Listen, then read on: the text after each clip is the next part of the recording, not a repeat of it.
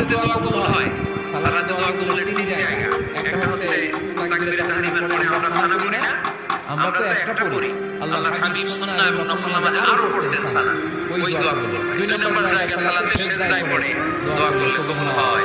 আকরাবু মা ইয়াকুলুল আবদু মির রাব্বিহি ওয়া হুয়া সাজিদ ফাকসিরু ফীহি দুআ।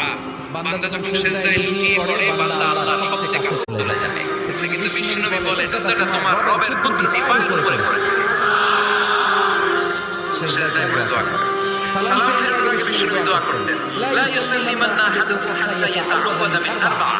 আল্লাহর হাবিব বললেন চার জিনিস থেকে পানাহ আছে আমার উম্মত যেন সালাম না ফিরায়। তারা যেন পড়ে আল্লাহুম্মা ইন্নী আউযু বিকা মিন আযাবিল কবর, আউযু বিকা মিন আযাবি জাহান্নাম, আউযু বিকা মিন ফিতনাতিল মাহইয়া ওয়াল মামাত, আউযু বিকা মিন ফিতনাতিল মাসিহিদ দাজ্জাল।